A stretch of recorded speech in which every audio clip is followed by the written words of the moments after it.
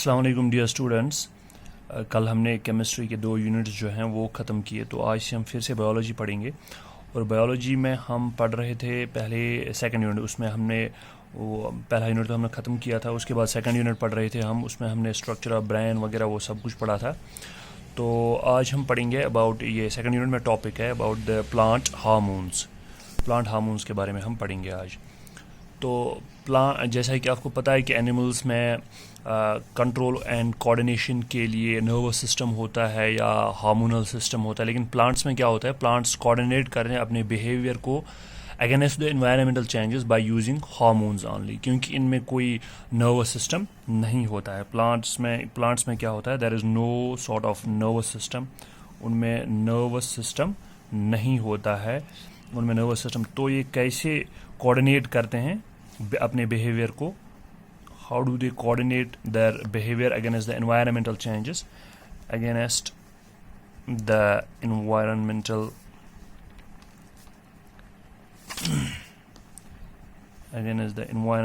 changes. How do they do it? They do it by means of the hormonal system. उनके पास एक hormonal system होता है जिन्हें हम प्लांट हार्मोन्स कहते हैं, हार्मोनल सिस्टम। लेकिन ये जो हार्मोनल सिस्टम है, इसका रेस्पॉन्स जो होता है अगेंस्ट द एनवायरमेंटल चेंजेस या अगेंस्ट द एनवायरमेंटल स्टिमुलस, तो वो बहुत स्लो होता है। तो इनमें जो रेस्पॉन्स होगा, the response will be slow. So there will be slow response, क्योंकि इनमें 2 सिस्टम्स नहीं होते हैं, नर्वस सिस्टम नहीं होता है और हार्मोनल सिस्टम, दोनों मिला के फिर क्विक रेस्पॉन्स देते हैं। लेकिन इनमें सिर्फ एक ही सिस्टम होता है, that is the hormonal system. ये हार्मोन्स प्रोड्यूस करते हैं, तो इनका रेस्पॉन्स जो होता है टुवर्ड्स द एनवायरमेंटल चेंजेस और environmental stimuli, that is very slow. और जो अपना रेस्पॉन्स दिखाते हैं ये प्लांट्स, वो कैसे इफ़ेक्ट करता है प्लांट पर, it effects the plant growth. ये जनरली जो इनका रेस्पॉन्स होता है ना, या हार्मोन्स होते हैं, वो हार्मोन्स किस चीज़ पर अपना इफ़ेक्ट करते हैं, on plant growth, on plant growth. Plants की जो ग्रोथ है उस पे वो इफ़ेक्ट करते हैं, उस पर अपना असर डालते हैं वो प्लांट्स की ग्रोथ पर। प्लांट्स में सेल डिवीजन होता है, सेल इनलार्जमेंट होता है, सेल डिफरेंशिएशन होता है, तो डिफरेंट स्टेज पे वो अपना असर डालते हैं प्लांट हार्मोन्स। और इतना ही नहीं, बल्कि जो डॉर्मेंसी होती है प्लांट्स में, it is controlled by the plant hormones. Dormancy, ये टर्म्स आप पढ़ेंगे इसी यूनिट में। डॉर्मेंसी है या ब्रेकिंग ऑफ डॉर्मेंसी है, या स्टोमेटा ओपनिंग एंड क्लोजिंग है, ओपनिंग एंड क्लोजिंग। स्टोमेटा की ओपनिंग और क्लोजिंग जो हो जाती है वो, या फॉलिंग ऑफ लीव्स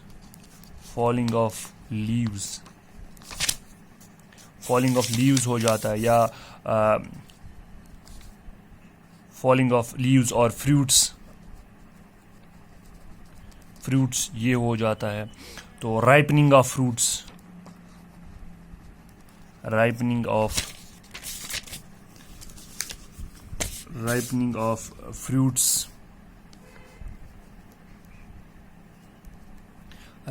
फ्रूट्स, या एजिंग इन प्लांट्स, सेनेसेंस भी हम कहते हैं। तो ये सब जो है, it is controlled by various plant hormones, it is controlled by various plant hormones. ये प्लांट हार्मोन से कंट्रोल। तो प्लांट्स कैसे रेस्पॉन्स दिखाते हैं अपना, प्लांट्स रेस्पॉन्स दिखाते हैं बाय देयर ग्रोथ मोमेंट। उनमें जो ग्रोथ हो जाती है, या तो ग्रोथ कम होगी या ग्रोथ ज़्यादा होगी, या कोई बेंडिंग मूवमेंट होगा। तो different types of growth moments दिखाते हैं प्लांट्स एज देयर रेस्पॉन्स। और ये अपना रेस्पॉन्स दिखाते हैं, उस रेस्पॉन्स की वजह से इनकी डॉर्मेंसी पे असर पड़ता है, या स्टोमेटा कंट्रोलिंग, या फॉलिंग ऑफ लीव्स, या जो राइपनिंग ऑफ फ्रूट्स है, ageing in plants, this is all controlled by plant hormones, and these plant hormones are also called as phytohormones. Phyto means plants, so they are also called as phytohormones. So there are different types of the plant hormone. Generally there are 5 types generally, and those 5 types are, we have got them here as auxins, then gibberellins, एक एक करके ये सब हमने पढ़ने हैं। Then there are cytokinins, then abscisic acid,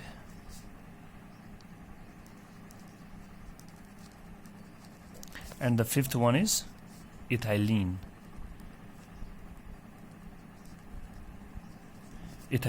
So they are the 5 general plant hormones which control and coordinate the behavior of the plant against the environmental changes, or which help the plant in showing the response against the environmental stimuli. तो जिनकी वजह से बाद में plants movements दिखाते हैं, growth movements दिखाते हैं, जिन्हें हम ग्रोथ मूवमेंट्स करते हैं या बेंडिंग मूवमेंट्स दिखाते हैं, वो सब हमने इस यूनिट में पढ़ना है कि कैसे दिखाते हैं. पहले हम इन हार्मोन्स के बारे में पढ़ेंगे. तो आज हम पढ़ेंगे जो पहला हार्मोन है इसमें, that's called the auxin. Auxin के बारे में हम थोड़ा सा पढ़ेंगे. सब हार्मोन्स के बारे में एक एक करके हमने पढ़ना है, तो आज ऑक्सिन्स के बारे में पढ़ेंगे. ऑक्सिन्स जो है they were first of all reported by, not reported actually, the research about the auxins, it started in 1881. 1881 में एक साइंटिस्ट थे जिनका नाम था Darwin and Darwin. in 1881 Darwin and Darwin, ये वो वाले डार्विन नहीं थे जो आपने पढ़ा है थ्योरी ऑफ इवोल्यूशन में. तो डार्विन एंड डार्विन ने 1881 में उन्होंने क्या देखा, उन्होंने बेंडिंग मूवमेंट देखा था. बेंडिंग मूवमेंट, बेंडिंग मूवमेंट उन्हें देखा था. किस चीज़ का? Of coleoptile. कुछ लोग सिलोप्टाइल भी पढ़ते हैं. तो कोलियोप्टाइल क्या होता है? COLEOPTILE, coleoptile of canary grass. जो ये मोनोकोटिलिडॉन्स होते हैं या जिन्हें हम कहते हैं ग्रासेस एट्सट्रा, तो कैनरी ग्रास एक ग्रास टाइप है, उसमें जो वो ग्रास है उसके ऊपर एक कोलियोप्टाइल होता है. कोलियोप्टाइल एक प्रोटेक्टिव शीथ होता है. प्रोटेक्टिव शीथ, जैसे ये ग्रास है तो इसके ऊपर ऐसे एक कोलियोप्टाइल होगा, प्रोटेक्टिव शीथ होगा यहाँ पे. ये आप समझ लीजिए कि ये कोलियोप्टाइल है. तो ये कोलियोप्टाइल जो है इसमें उन्होंने बेंडिंग मूवमेंट देखा था. ये बेंड हुआ था कैनरी ग्रास में. क्यों बेंड हुआ था? Was due to the exposure of tip to unilateral light. It was due to the bend. कहाँ पे हुआ था? ड्यू टू द एक्सपोजर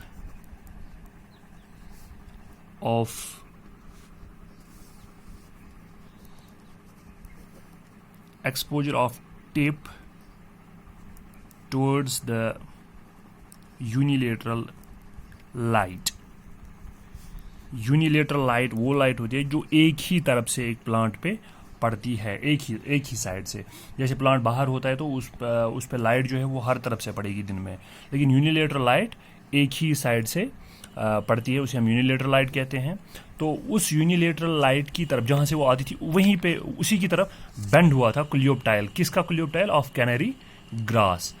तो उसके बाद दूसरे कुछ साइंटिस्ट आ गए, जैसे Boysen and Jensen. Boysen Jensen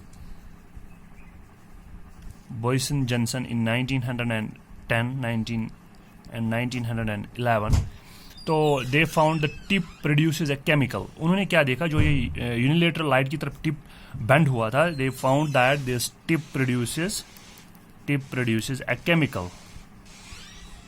and that tip, जो ये टिप प्रोड्यूस क्या करता है, जो ये बेंड हुआ था, it produce a chemical. And that chemical was later named as auxin. उसी को बाद में नाम पड़ा ऑक्सिन, जो ये केमिकल प्रोड्यूस हो जाता था फ्रॉम दैट टिप. तो auxin was first collected by went. तो सबसे पहले इस ऑक्सिन को कलेक्ट किसने किया था? It was collected by scientist namely went in 1928. ये आप ऐड कर सकते हैं यहाँ पे. From coleoptile tip of एविना. From coleoptile tip of एविना. एविना जो है, एविना जो ओट्स ग्रास होता है ना, ओट्स, जिससे ओट्स भी निकलता है जो हम खाते हैं, तो उसी को एविना कहते हैं. तो एविना जो है उस ग्रास प्लांट, जो ओट्स प्लांट होता है, उसके कोलियोप्टाइल से इसने सबसे पहले ऑक्सिन जो है वो किया था कलेक्ट. किसने? वेंट ने इन 1928. तो Later on, there were the scientists, namely Kogel and Hagen Smith. Kogel and Hagen Smith. Kogel और Hagen Smith ने in 1931 introduced the term auxin. In 1931 they introduced the term auxin. उन्होंने auxin term introduce की in 1931. उसके बाद different types of the auxins they were separated or extracted, and the real auxin that was found, it was found to be indole acetic acid, that was IAA. और IAA जो है, IAA was the real auxin chemically, indole acetic acid. So auxin was indole acetic acid. तो जो ये indole acetic acid है, this is the only known and it is the only known natural auxin. ये natural auxin है. This is the only known natural auxin. तो उसके बाद जो ऑक्सिन सिंथेसाइज किए गए from the chemicals like indole 3 acetaldehyde है, इंडोल 3 एसिटल्डिहाइड, या दूसरे भी कुछ इंडोल 3 एसिटोनाइट्राइल है, या फिनाइल एसिटिक एसिड है. वो डिफरेंट टाइप्स ऑफ ऑक्सिन्स बाद में सिंथेसाइज किए गए. उसके बाद ये तो था little bit history about the auxin, कैसे ये डिस्कवर हुआ था. Now about it's functions which is very much important. Exams में आपके फंक्शंस ही आता है, 2-3 फंक्शंस लिखने पड़ते हैं आपको. So now about the functions of auxins. Auxins जो हैं they are responsible for the cell growth. They are responsible for the cell growth, पहला पॉइंट. क्योंकि ऑक्सिन्स क्या करते हैं, they promote cell enlargement. They promote यानी कि ये करते हैं क्या, सेल इनलार्जमेंट. सेल इनलार्जमेंट कैसे करते हैं cell enlargement? By loosening the cell wall. Cell wall जो है उसको लूज करते हैं, या माइक्रोफाइब्रिल्स को, या कार्बोहाइड्रेट रिजर्व्स जो हैं वो उनकी सॉल्युबलाइजेशन करते हैं. तो उससे क्या हो जाता है, फिर उससे सेल इनलार्जमेंट हो जाती है. इसी तरह से जो ऑक्सिन्स हैं, auxins are responsible for the apical dominance of the terminal buds. Apical dominance of terminal bud.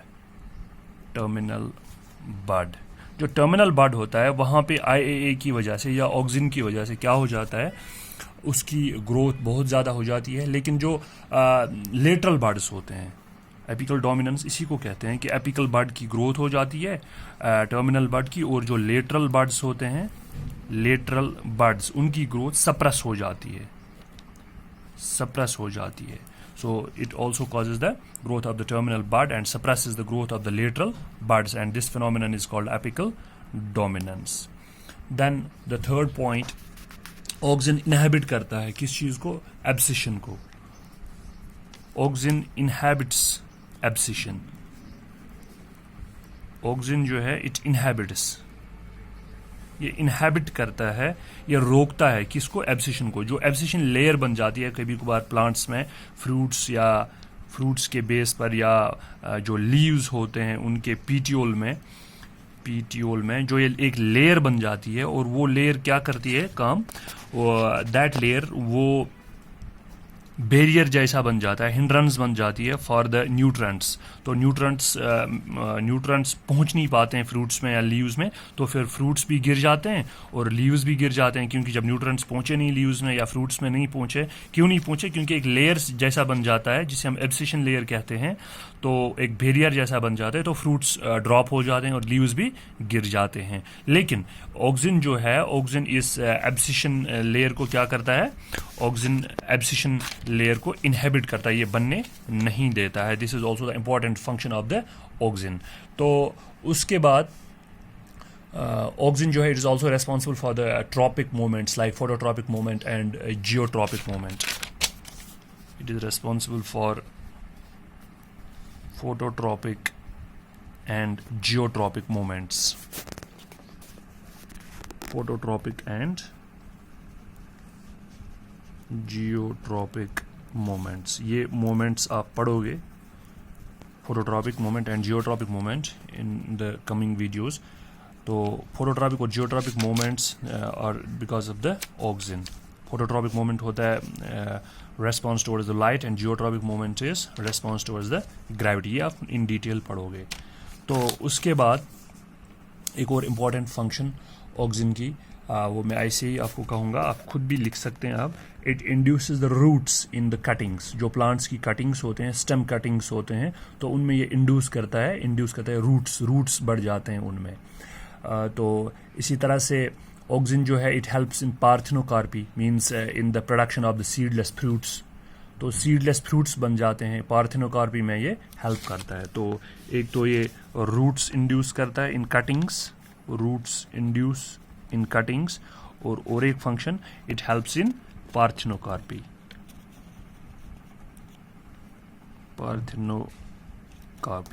So in the production of the seedless fruits. This was all about the auxin.